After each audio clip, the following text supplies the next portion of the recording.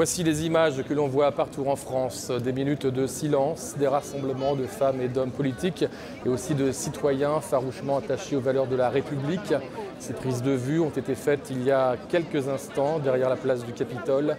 C'est évidemment en hommage aux 12 morts. C'est le bilan de la tuerie perpétrée dans les locaux du journal satirique Charlie Hebdo aujourd'hui. 2 à 3 individus armés de fusils automatiques ont fait un carnage en criant information non confirmée, vengeance.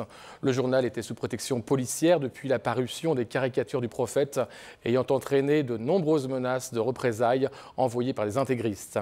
Parmi les victimes, les dessinateurs Cabu, Tinius, Wolinski et le rédacteur en chef Charb que nous avions rencontré en 2010 et qui nous racontait son farouche attachement à la liberté de la presse. À partir du moment où un journal arrive à vivre uniquement de ses ventes et non pas de publicité ou d'actionnaires fortunés, oui, on est libre. Il n'y a ni de censure ni d'autocensure à l'intérieur de Charlie Hebdo, ce qui n'est pas le cas dans les autres journaux dans lesquels on peut travailler. C'est-à-dire que tout ce qui est procès politique ou les procès autour de la religion ou de l'extrême droite, on n'évitera pas un procès. Ça nous dérange pas d'aller devant un tribunal et de nous battre contre ces ennemis qui sont nos ennemis depuis toujours et qu'on assume parfaitement.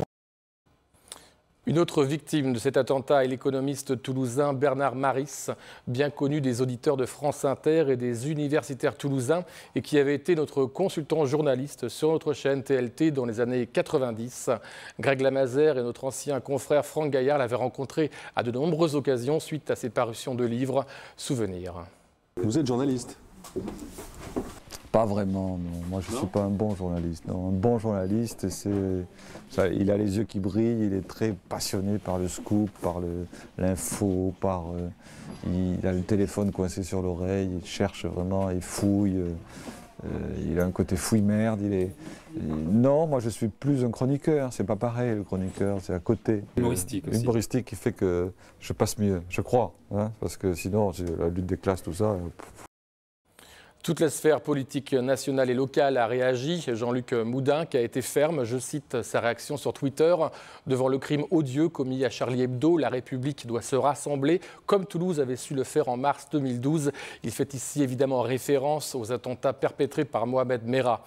De plus, tous les élus de la ville de Toulouse, quelle que soit leur couleur politique, ont signé un communiqué dans lequel ils présentent une union sacrée face à la barbarie terroriste et soutiennent l'action du gouvernement pour retrouver les auteurs de ces crimes afin que la justice les sanctionne de la manière la plus stricte qui soit. Bonsoir à tous et bienvenue dans ce journal du jeudi 9 avril. Je serai avec vous Margot, bonsoir. Bonsoir Jean-Marc, bonsoir à tous. Nous développerons ensemble les événements majeurs de cette journée avec, commençons par les titres, le Conseil de Toulouse Métropole qui a été agité sur la question des impôts, une manifestation contre l'austérité dans les rues de Toulouse avec le point de vue des contrôleurs aériens et enfin du rugby à la campagne. Il y aura 15% d'augmentation d'impôts pour les communes appartenant à Toulouse Métropole, avait annoncé Jean-Luc Moudin qu'il y a quelques jours. Un tonnerre de réactions s'était fait entendre du côté des forces politiques d'opposition suite à cette déclaration. Aujourd'hui, au Conseil de communauté, les débats furent vifs. Une journée nationale et intersyndicale contre l'austérité en France et donc à Toulouse sous forme de grève et de défilé, Margot. Oui Jean-Marc, on a compté environ 4000 personnes dans les rues de la Ville Rose venant de différents corps de métiers.